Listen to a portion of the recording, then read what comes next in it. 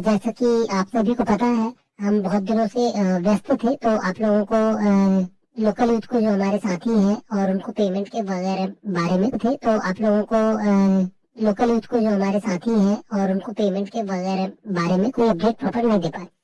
तो आज हम आए हैं आपके सामने प्रॉपर अपडेट्स लेके, सारी की सारी। आप देख सकते हैं ये जो पत्र है जून में आया था, जो जून 2025, इसमें सारे जिलों का बजट उपलब्ध था, बजट दिया हुआ था, है ना, किस जिले से कितना बजट आया था।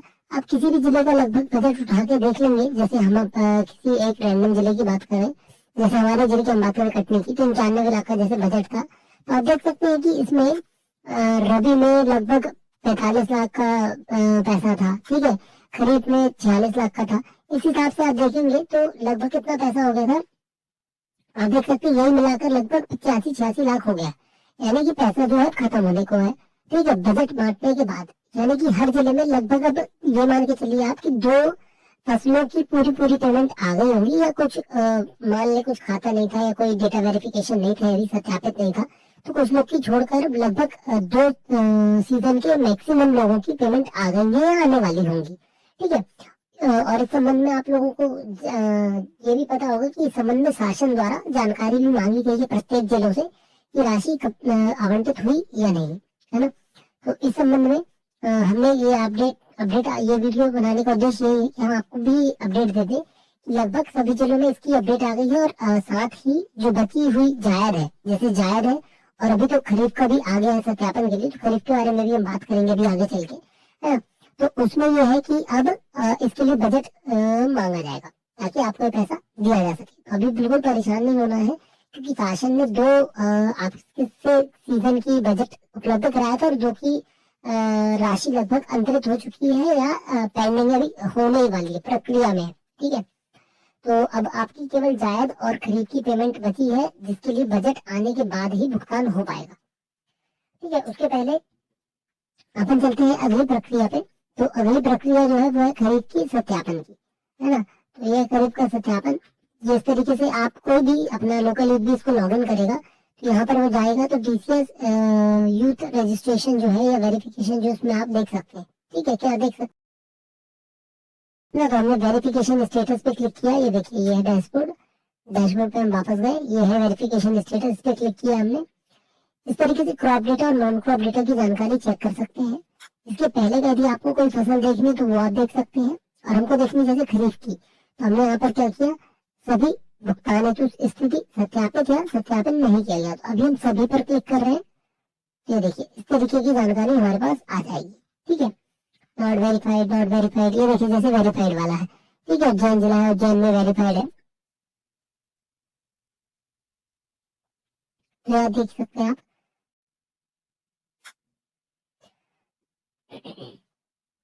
तो जैसे कि अपन बता रहे थे, है ना, ये लोकल यूथ का हमने वहां पर जाके डैशबोर्ड से निकाला डेटा। तो डैशबोर्ड में आप देख सकते हैं, ये देखिए जिला, तहसील, नाम, नाम के बाद यहाँ पर मोबाइल नंबर है, सर्वेक्षण ग्राम, उन्हें कितने ग्राम में सर्वे किया है, ठीक है, कुल खसरे नंबर, गणना की राशि, और वेरीफाइड है, ठीक है, ये वेरीफाइड है इस जिले के।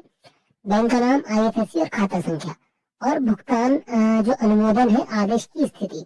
अब देखिए 2 प्रकार का सत्यापन होता है। एक सत्यापन होता है तहसील से, ठीक है। दूसरा सत्यापन होता है आपका डेटा का, ओरिजिनल डेटा जो पेमेंट का डेटा, अकाउंट का सत्यापन, ठीक है। तो 2 सत्यापन, फसल सत्यापन और खाता सत्यापन। तो यहाँ पर ये जो सत्यापन दिख रहा है, ये दिख रहा है फसल सत्यापन, यानी कि इन्होंने इतने खसरे में इतनी पेमेंट इनकी बन रही है।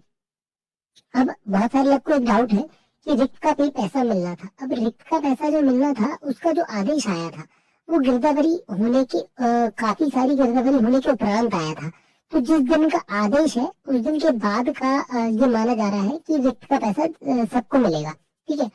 अब इसमें क्लियर क्या डाउट है वो अपन चेक करवा लेते हैं अभी। इसमें दिखा देंगे हम आपको, ठीक है। जैसे कि एक और तहसील का अपन उठाते हैं डेटा, ये देखिए यहाँ पर भी सेम स्टेटस है, एक गाँव है, ठीक है, कुल खसरे 8 है, कुल गणना राशि सीधे सीधे 64 रुपए, ठीक है।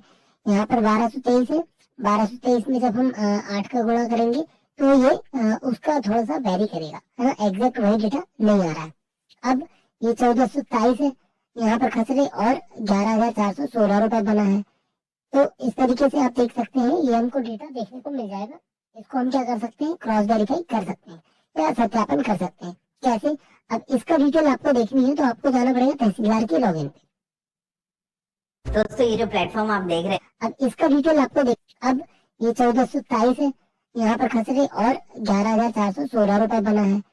तो इस तरीके से आप देख सकते हैं, ये हमको डेटा देखने को मिल जाएगा। इसको हम क्या कर सकते हैं, क्रॉस वेरीफाई कर सकते हैं या सत्यापन कर सकते हैं। कैसे? अब इसका डिटेल आपको देखनी है तो आपको जाना पड़ेगा तहसीलदार के लॉगिन पे। ये देखिए, इस तरीके से अपन तहसीलदार लॉगिन में जाएंगे, डिजिटल क्रॉप सर्वे का ऑप्शन है, डीसीएस पेमेंट एलवाई, ठीक है। यहाँ पर हमने क्लिक किया तो ये देखिए, इस तरीके से हम किसी की भी फसल को चेक कर, मतलब किसी भी जो भी तहसीलदार के लॉगिन में जाके डेटा को देख सकते हैं, ठीक है। यहाँ पर हमने सर्च किया तो जैसे कि अपन देख पा रहे हैं, है ना, ये देखिए यहाँ पर सर्वे आईडी है, ये ग्राम है और ये खसरे का डेटा है, ठीक है।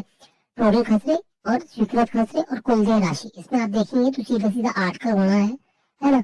अब जो हमको डाउट है, रिक्त या फसल किसका पैसा इतना आया है, या हमने 5,000 खसरे किए थे केवल 3,000 का पैसा आया है, तो ये केवल क्रॉप डेटा है, ठीक है। क्रॉप डेटा मतलब जिसमें आपने फसल चढ़ाई है, केवल उसका डेटा। अब आप चाहे तो इसमें से किसी को भी क्लिक कर सकते हैं, जैसे हम क्लिक करते हैं, ये देखिए हमने क्लिक किया उस खसरे में जिसको सबसे ज्यादा पैसे आए हैं पूरे गाँव में, मतलब पूरी तहसील में जिस गाँव में सबसे ज्यादा पैसे आए वो ये। इसमें देखिए कितने गाँव की है इस लोकलिट में, 1, 2 और ये 3 गाँव की, एक पंचायत के 3 गाँव इसने किए हैं। लगभग कितने खाते किए हैं, ये देखिए इसने लगभग 3,053 खसरों में किया है, ठीक है। 3,053 खसरों में इसको राशि कितनी मिली, 24,418। अब आप देख सकते हैं यहाँ पर केवल और केवल कौन सी फसल है, धान, मक्का, ठीक है, या कोई सी भी। हम फाइंड करके देख रहे हैं, ये देखिए रिक्त, तो रिक्त का कोई भी डेटा इसमें नहीं आया है ना। जब रिक्त का कोई डेटा इसमें नहीं आया है तो हम चेक करेंगे, है ना। ये देखिए, ये हमने चेक किया जब, तो हमको इसमें पता चला कि नो क्रॉप का भी कोई डेटा नहीं आया।